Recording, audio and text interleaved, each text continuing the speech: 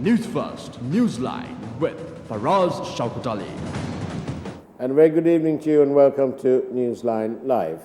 Newsline is usually all about current affairs, politics, and of course, the all-endearing and the all-wonderful public interest.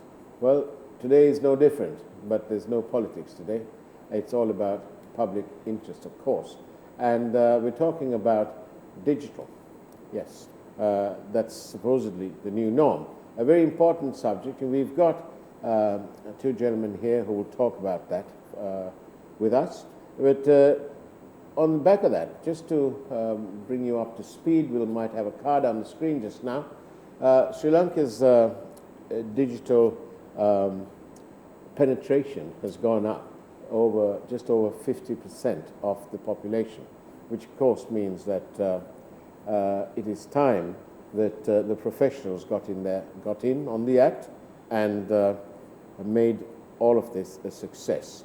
So to talk about all of that, we've got here with us two gentlemen, Kaushalya Batawala and Christiaan Quyn from the Sprig agency. Very good evening to you, gentlemen. Good evening, Faraz. Good evening, Faraz. Nice to be here. And wonderful for you to come here and share the stories around this new norm. It is quite, is it astounding that Sri Lanka's digital penetration is now over 50% of our population? Yeah, so I think it is bound to happen because it's not just Sri Lanka. Sri Lanka is not isolated. The entire world is going digital. And yes, it's remarkable that more than 50% of the population has penetrated the internet, but I think it's still not enough, because if Sri Lanka is to compete in this, especially in this economy where everything's digital, we'll need to ramp up our game. If you look at most Western countries, actually their internet penetration rates are over 90%. This has huge implications. It means that right now we've got about 10 million people who are online. That's a 10 million consumer base that you can tap online, and this likely could hit. I don't know the rate of acceleration, but it could hit 90% too over the next coming years. So lots of opportunities for businesses. Out of these 10 million people, Christiaan, how many, do you have a breakdown of how many of them are these things, smartphones? Yes, we do know that. We know that over 60% of people are on the internet through their mobile phone, through their smartphone, which is quite remarkable. You see this trend in South Asia, where people get onto the internet through a smartphone, mainly because of per capita incomes and all that restricting them. So it's easier for them to buy an Android phone and get onto the internet. While, as you see, it's a little bit more balanced in Western countries, where a large amount of internet users also came in from desktop PC and laptops and things like that. So it's interesting. So if you're a business and you're building a product, you have to cater to people on their mobiles, whether that's an app or whether that's on websites. Right. People are coming onto the internet and spending time through their mobile phone. But Kaushalya, I know I said at the beginning that we won't talk politics, but there's a slightly political question here. 10 point something million people are online. Yeah. Data. Yeah. Costs. In relation to what Christiaan said, people use these phones because of the sort of economic challenges and affordability and all sorts of jolly things like that. Do you think that the data rates are pitched too high? Would you like to see it come down? Okay, interesting question. So I think recently we saw reports where Sri Lanka is ranked at 121st when it comes to internet speed. Right. So it's not just cost, but even the internet speed in Sri Lanka is slow? Pretty slow. That's why if you go to the same website from Switzerland versus if you go to the same website from Sri Lanka, it takes a fraction of a second from what it takes in Switzerland to compare to Sri Lanka. Wow. So that does have major implications. Even though we need to improve our infrastructure when it comes to that. And cost, definitely, it's for us, I think even for governments, it makes more sense to give incentives towards lowering this cost of data to get more people online. More people online means more people go into digital commerce. So more transactions, and that's better for the economy at the end of the day. And have you got a marketing background? Interesting. So I am from a process engineering background. Right. I went to University of Morator, and afterwards I spent in the marketing. Straight up after university, I thought that engineering does not make sense for me, so I went into marketing. Right. And in marketing, I found more of a data analytical approach, a data-driven approach, which digital marketing actually is going forward with.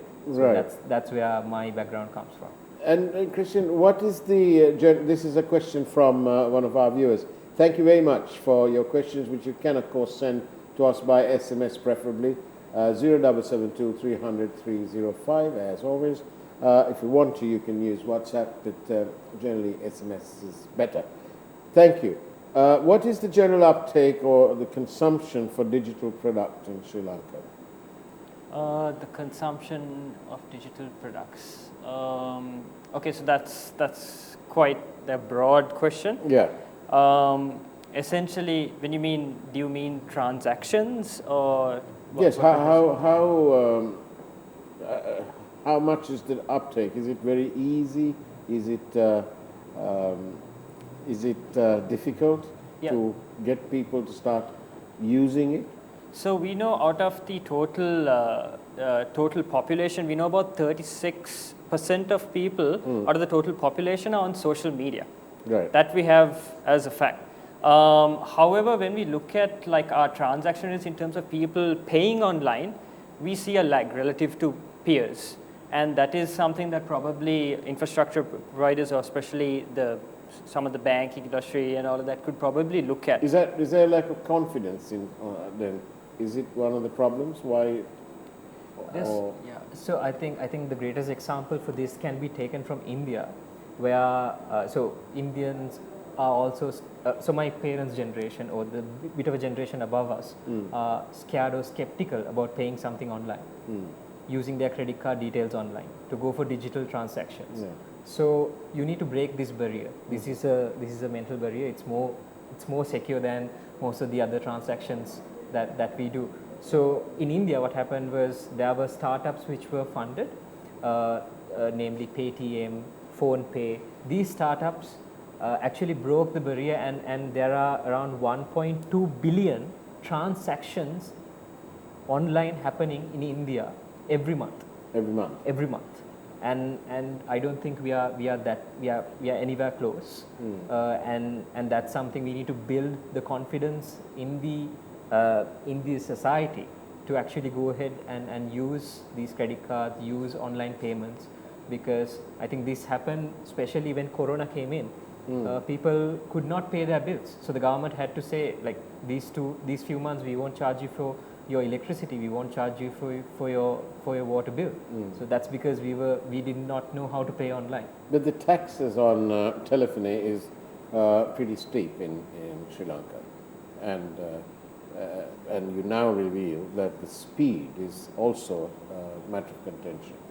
Yeah, speed is critical. Have you heard? So you probably heard of PayPal, right? Yeah. So we've seen instances where Western audiences trust PayPal. So especially if you're an export-oriented business and you want to set up an e-commerce site here and sell to Western audiences, let's say, they trust PayPal because PayPal has this system where they are able to, you can refund your money. If you feel like you've got a bad product, you straight away complain to PayPal and they almost refund your money. So Western audiences feel very safe. So we've seen the fact that PayPal has not been set up here has been a huge bottleneck to, if you really want to appeal to that American consumer base, North America or even Europe. Some of those things not set up really could hinder a lot of small businesses here trying to export various things to that. Because if you look at some of the local payment gateways, those people, at the end of the day, they are putting their credit card information and buying something. And if they don't trust the name, apart from trust in the name, though, is there, in Sri Lanka, do we have, and are we using that technology that ensures our security? Because obviously we live in a very challenging economy, and every bit counts. And so Sri Lanka's disposable income isn't anywhere close to what is available regionally or internationally, certainly. So therefore, everyone is very guarded, and rightly so. So do you think that we need to up the game on that part of it to give people the confidence that this system is in fact secure, and if it breaks down, that we have an ombudsman or some other sort where you can quickly go there and say, look, mate, this has happened to me, give me my money back? So I think, let me answer that question. So we've worked with some local banks in Sri Lanka when it comes to especially this question. So security is something that you look for when you are making a transaction online. And there is a system in banking which is called a chargeback. That is Visa and MasterCard, which is the most used cards online in the world. They have these rules and regulations. If you are giving a payment option, you have to make sure that a person can charge back for a product which is for like 120 days, and I actually can get a refund for what I purchase. It's much easier than actually purchasing something physical and asking your shopkeeper to give you money back. What sort of percentages are your clients charged then for if they go to accept electronic payment? Yeah. So mostly the charge is from the merchant's end. The customer does not understand what the fee is. It's roughly around. It depends it depends on the cards as well, because there's a percentage that goes to the card. There's percentage that goes to the payment. But how much does the merchant pay around? Around 3 to 3.5%. But that's a little bit almost disgraceful, because the reason I asked you that is because even the manual system in the shop, offline if you like, but it's online. Even those, and even from the days when we had to use the machines, you boys might not remember that, but the manual machine, the rates haven't come down. They're still up there above 3%. So, and the banks making all those profits, you need to take notice of this, because these gentlemen here are trying to promote digital commerce, and they can't do that without your rates coming down. There you go. That's the public interest bit. Thank you. Now then, I can't say if you've got us in trouble or if I should be thanking you. No, you probably find that the banks cancel your account tomorrow morning. Well, tomorrow being Saturday, they probably wait till Monday. So call us on Monday evening. It'll be a good story for the news. Now then, is it as easy as, what do? You have a website built, and then you publish the website, and then you sit back and wait. Is it as easy as that? No. This is a terrible idea. Right. Before you even before you think, okay, if I build it, they will come. Yeah. This sort of supply side economics almost type argument is deeply flawed, because you're inherently biased towards your own idea. Sure, in some instances you really know your customer. But what you probably want to do is, if you want to make a smart investment, you probably, before you spend all this money on a big advertising campaign and building this thing, you need to figure out, is it really viable, and does it really work with my type of customer? And thankfully, technology has allowed us to do what we call prototype and testing. So imagine you are building a car. Before you mass produce the car, you obviously want to probably create a prototype, and you want to put a consumer in it and just take him around for a test ride before you build 1,000 of them. Similarly, before you put in a big investment, you probably want to test, okay, you have an idea, you flesh out the idea with someone, and then you build what we call a Goldilocks type prototype, where you get somebody who could be your ideal customer to go through it, and you see if it really works. And that's after you answer critical business questions like, is there a real customer for this type of product? Am I trying to change their behavior, or is there a real need for this product, and things like that. So you don't just want to just build something. It's a classic, we've seen it time and time again. People build these things and then they expect, okay, this was a great idea, and I put it out. And why aren't the orders coming in? Exactly, I spent X amount of money, and it keeps, because it's a cost that keeps recurring. You need to pay you know, you need to pay your Have you had servers. many clients come back and say, boys, listen, I want my money back? Thankfully not for us. Okay, good. Now then, how can we ensure, let's have a look, how can we ensure our personal data and transactions are not leaked to marketing companies and unscrupulous persons? We'll give you the answer for that from the Sprig agency after this short break, where we take a quick peek at the Newsfirst's primetime news this evening, the headlines. See you on the other side.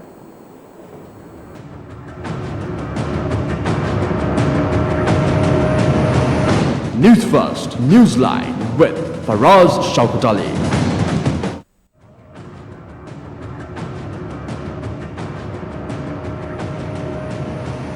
Newsfirst Newsline with Faraz Shauketaly. And welcome back to Newsline Live. We are in conversation with the founders and the operators of the Sprig agency. And let's ask you, Christiaan, the answer to that question. What about the confidentiality of the data? One of our viewers is asking, how do you make sure that sensitive data, personal data, is not given to undesirables and unscrupulous elements? Okay. So this is a very interesting question. So let's take a few moments to set this up. So essentially, traditionally, you had this let's call it a top-down approach of marketing, where you essentially had, let's say, this genius marketing guru. He would give you they would have a one-size-fits-all type marketing strategy. Think of Coke is happiness, you know, these famous campaigns. Beans means Heinz. Yes. And the idea was you have a certain demographic, let's say working class males, or let's say a certain type of ethnicity, and then you show them all one message. And this was the way it operated basically for decades. Now, on these platforms, though, they are collecting, let's call them the wall gardens of the internet, which is your Google and your Facebook ecosystems. They're collecting everything, almost essentially. Yeah. Everything that you're really doing. But then they're selling it on, which is why our viewers... Yeah, so essentially what's happened is this. Previously, so the very idea that you show this one-size-fits-all banner to a certain demographic has certain flaws in it, because there can be people, he and I might fall into the same demographic, but our personalities can be very different. He can be very agreeable, I can be more worrisome, and so that influences our behavior. So essentially what you're able to do through these platforms is essentially you can now use behavioral information or personality information to try and influence purchase decisions. So you can show the same demographic, two very different types of ads talking about the same issue, and elicit a very different response. Now, this is what this data-driven sort of terminology is. So it's an issue that's currently being debated right now in America. You can go onto your Facebook profile and you can see what Facebook is collecting, but they are not transparent about how exactly they are using that information and giving it to advertisers to influence your behavior. Isn't that problem somewhat exaggerated in Sri Lanka, because we don't have a robust privacy policy, for example? That's true. I think Europe has a very good policy, and even now Kaushal is essentially telling me that they don't allow you to do so many things on Facebook that you are able to do in America. So they're taking this very seriously in Europe. Maybe you could talk a little bit about GDPR.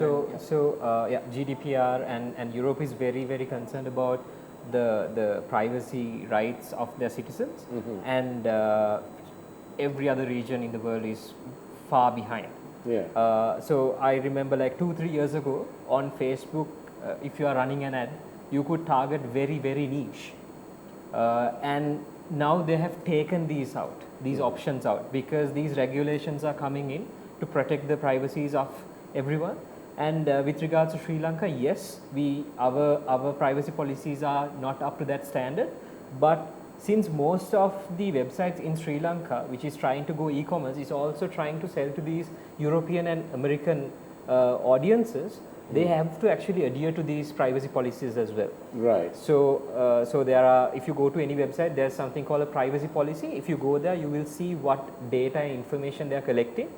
And now in most of the websites, you can see, if you go to the website, it says accept cookies. It's not cookies that you eat, but it's cookies that saves your data onto the website and gives to these platforms like Facebook and Google. So, yeah. Another question, how can traditional offline products gain traction over traditional online channels? You want to take this? How can Basically, traditional- the question is, let's just take a pair of shoes. Okay. It's something that people want to try on. They want to go in the shop, sit there. If they're young, they might want to chat the salesperson up, whatever. They want to try their shoes and touch, feel, and so on. That's the traditional one. Now you're coming and saying let's go online. How does that transition happen? So online, I think there's always this personalization and the test and learn data-driven approach that is used online. I'll give you a really good example in US. There are different sapphire companies which are selling gems to jewelers in US, and one of the interesting tactics we saw that one of these companies use is so it's a very touch and feel subject. It's a luxury product. You need to see it. You need to test it with your own eyes before you purchase it. So what they do is light reflects onto the gem, influences the way you see it and all of that. So yeah. So what they actually do is you can order around 3-4 products, and the delivery person will take it to you. There you can inspect it and just purchase one and send the other 3 back. So there are different techniques which are there. It's not just that. There are different techniques you can use based on the product. You just have to test and learn and come up with new ways. And in all this, you need to communicate all that on your website to your customers. absolutely. Yes, absolutely. And does different marketing techniques work, or does it react differently in the different sort of areas or the different demographies? Yeah, absolutely. So the idea, so we see, and it's largely been validated by the walled gardens of the internet, there's the approach they are taking to advertising now is a sort of bottom-up approach, where rather than making general assumptions about large demographics, they are testing experiments out. They'll break down their customer bases into different personas, and they'll do what we call A/B testing. They'll try an ad. You might see the same. Let's say you're talking about shoes. Yeah. They might. Let's say there are these 2 brown Oxfords, and you might have the same product, but the 2 value propositions of the product might be dynamic. So essentially, if you let's say you're more aspirational, so the web copy or the creative that you might see might be, hey, you could go into meetings confidently because we know through your personality you're essentially a little bit more enthusiastic. While as somebody who wants comfort will see a different creative. So the idea is to test and figure out, when you have a demographic, to figure out like what is working with this audience and what is not working. So there's a lot of information that you need to analyze properly if you want your website to actually start producing results. And it's a constant process where you just keep learning and keep. So you must market. You must have your security right. Yeah. You must be able to communicate that confidence level to the customers, and you need to analyze. Test and learn. And you've got to measure it, and then you've got to act on it. Right.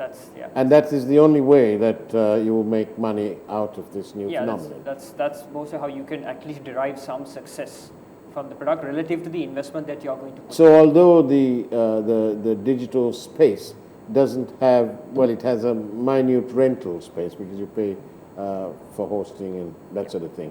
But what you're saving on rent and so on, you need to spend in other areas within your website. Absolutely.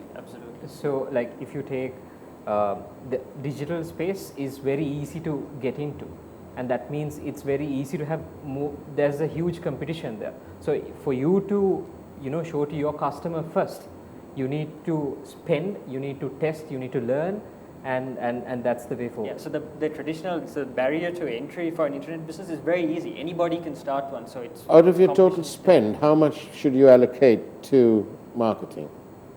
It depends on the business. There's a really interesting question to that. I remember reading this quote from Campbell Soup's CEO, and he said, we spend $1 billion on marketing. I know 50% of it works, I just don't know which 50%. Right. So that has changed now, because rather than, you can now allocate a budget and you can precisely see with these different experiments, hey, what's working? I allocated $100 here, $100 here, $100 here. And out of these three, here's where my $100 have worked. These two didn't work with this audience, and I'm going to focus on this. This is the advantage of data-driven decision making, and these platforms have enabled us to do this. So, Kaushalya, Batawala, and Christiaan Quyn from the Sprig agency, thank you very much for being on Newsline Live. Pleasure to be here. It's now time for the primetime news from News First. Take care, have a wonderful evening ahead of you, and a splendid weekend also. And don't worry, we're all in this together as one. Take care, and God bless you.